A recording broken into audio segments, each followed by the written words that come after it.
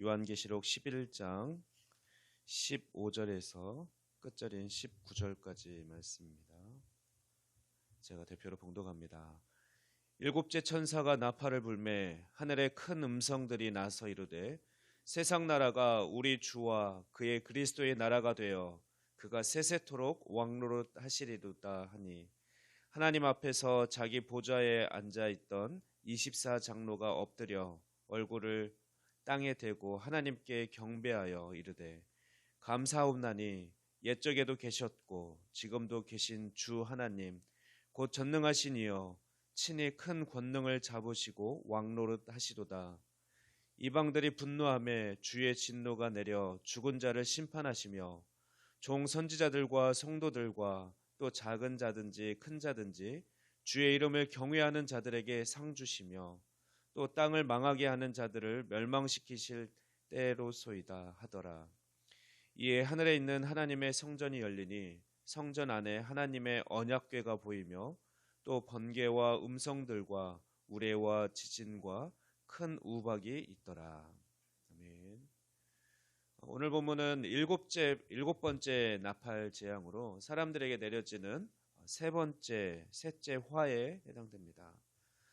셋째 화는 일곱째 천사가 나팔을 불 때 발생하는데 우리가 기대했던 것처럼 생각했던 것처럼 화의 내용이 그렇게 구체적으로 묘사되어 있지는 않습니다. 언급되어 있는 것은 단지 세상 나라가 우리 주와 그리스도의 나라가 되어 그가 세세토록 왕노릇 하신다라는 사실만 언급을 하고 그것을 또한 찬양하고 있습니다. 어떻게 세상 나라가 우리 주와 그리스도의 나라가 되어 영원한 통치를 한다는 것이 사람들에게 내려지는 화가 되겠습니까? 이것은 믿는 자들에게는 복이고 하나님의 구원이 완성되는 거지만 믿지 않는 사람들, 세상 사람들에게는 큰 화가 됩니다. 가만히 생각해 보면. 왜냐하면 그들은 자신들이 지금 이 세상에서 권세를 잡고 있고 또 세상을 자기들이 다스리고 있고 장악하고 있다라고 생각하고 그렇게 지내고 있습니다.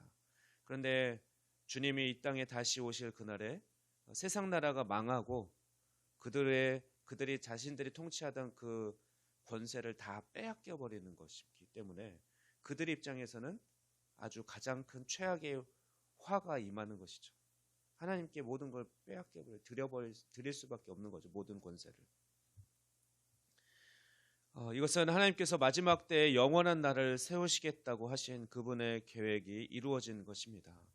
그리고 이것은 일곱째 천사가 나팔 소리를 내는 날 하나님께서 그분의 종 선지자들에게 전하신 복음과 같이 하나님의 비밀이 이루어진다라고 했던 우리 앞장에서 살펴봤던 10장 7절 말씀의 7절의 예언과도 관련이 있습니다. 사실 일곱째 나팔과 관련된 이야기는 오늘 본문 11장 15절부터 앞으로 살펴볼 14장 20절 말씀까지 계속됩니다. 오늘 본문은 하나님의 나라가 서는 것을 찬송한 부분이고 또 하나님 나라가 굳게 서는 과정은 이제 앞으로 12장, 13장, 14장에 소개되어 있습니다. 세상 나라가 하나님과 그리스도의 나라가 된다는 찬송이 일곱 대접 이제 재앙 이후에도 나타나는 것을 보아 결국 세 번째 화는 이제 앞으로 살펴볼 16장 19절과 또 17장 12절에서 18절 말씀에 큰 성이 무너지는 것과도 연결된다라고 할 수 있습니다. 이 진노의 날에 성도들은 하나님의 통치가 온전히 이루었다는 그런 사실을 노래하라는 명령을 받습니다.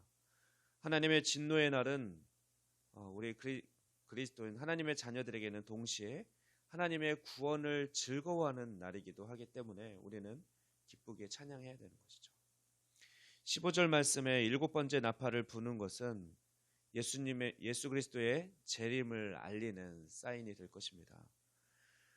8장 1절에서 6절 말씀에서 보면 일곱째 인을 떼었을 때도 이 땅에 임하는 화에서 하늘에서의 예배로 이렇게 전환이 됩니다. 여섯째 인 떼는 것까지는 이 땅에 화가 내려지고 그래서 3분의 1씩 심판이 화가 임했고 그런데 일곱 번째 인을 뗐을 때는 그 장소가 하늘에서의 예배로 전환된 것처럼 오늘 본문도 마찬가지입니다. 여섯째 나팔까지는 이 땅에 내려지는 그런 심판을 묘사했다면 다시 하늘에서의 찬양을 하는 모습을 24장로가 엎드려 하나님께 경배하고 찬양하고, 그래서 하나님의 통치를 알리는 큰 소리가 나는 것을 묘사하는 장면으로 그 장면이 카메라 앵글이 옮긴다는 것을 우리는 알아야겠죠. 일곱째 인을 뗐을 때는 차이점은 그때는 고요함이 있었습니다. 그러나 이번에 일곱째 천사가 나팔을 불 때는 큰 음성들이 울린 것이 차이가 있습니다. 이것은 이후에 벌어질 장관에 어울리는 내용을 소개하기 때문에 그럴 것입니다. 일곱째 천사가 나팔을 불면 하나님께서 세상을 심판하시기 때문에, 또 세상 나라는 우리 주 하나님과 그리스도의 나라가 되고 그리스도께서 세세토록 왕노릇하게 됩니다.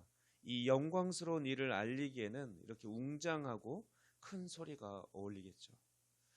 이제 16절에서 18절 말씀은 하나님의 나라가 최종적으로 도래할 때 반응하는 그런 하늘의 찬양을 소개하고 있습니다. 이 찬송을 주도하는 자는 24장로들입니다. 그들은 하나님께서 예전과 마찬가지로 지금 다시 왕노릇 하신다는 것과 또 땅에 있는 사람들에게 진노를 내리시고 그분의 백성들에게는 상을 주시게 된 것을 감사하면서 그분께 찬양, 경배하고 찬송을 올리고 있습니다.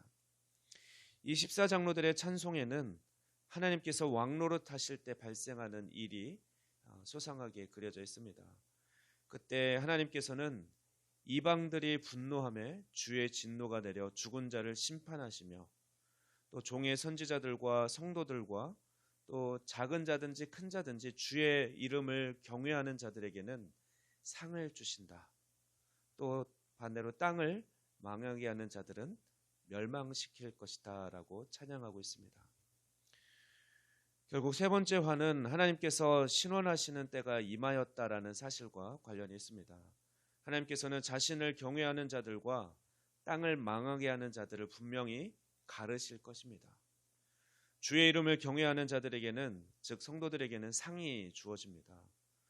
성도들이 받는 상은 우리가 앞서 살펴봤던 7교회에 보낸 편지에서 이기는 자들에게 주시겠다라고 약속하신 그것과 관련이 있습니다. 이기는 자들에게 주시겠다고 했던 것들은 생명나무의 열매, 또 둘째 사망의 해를 받지 않는 것, 흰옷을 입는 것, 하나님 성전의 기둥이 되는 것들이었 등 어떤 구원과 관련된 것이었죠. 그리고 영원한 생명을 주시는 것과 관련되어 있었고, 또 영원히 하나님과 함께하는 것이었습니다. 바로 우리에게 주어질 상급이 영원한 구원, 이것과 관련이 있다라는 것을 우리는 알 수 있습니다. 즉 상급은 그리스도 자신, 예수님 자신이면서 또한 성도들이 새 하늘과 새 땅에서 받게 되는 영원한 상입니다.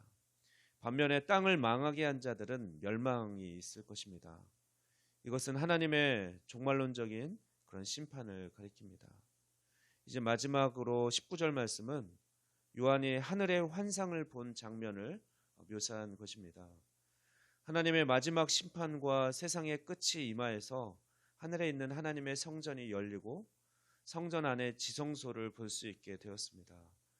지성소는 지극히 거룩해서 아무도 그 안으로 들어갈 수가 없었고, 심지어 그 안으로 볼 수 있었던 곳도 아니었습니다. 대제사장만 1년에 한 번, 단 한 번, 그것도 피를 가져야만 들어갈 수 있었습니다. 그런데 성전 안을 보게 되었다라는 것은 하늘에 있는 것에 그림자에 불과했던 땅의 성전이 이제 역사의 끝에 그 실체가 하늘에서 이루어졌다라는 것을 나타내는 것이죠. 역사의 끝을 이런 식으로 지성소 모습으로 보여준 것은 구약에서 이미 우리에게 보여주셨던 것을 빗대어서 표현하는 표현입니다. 모든 것의 완성이 임했음을 전하려는데 그 목적이 있는 것이죠.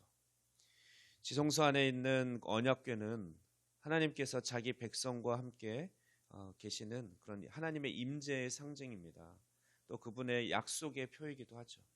그래서 지성소와 언약궤가 동시에 등장하는 이유는 하나님의 심판을 상징하기 위함입니다.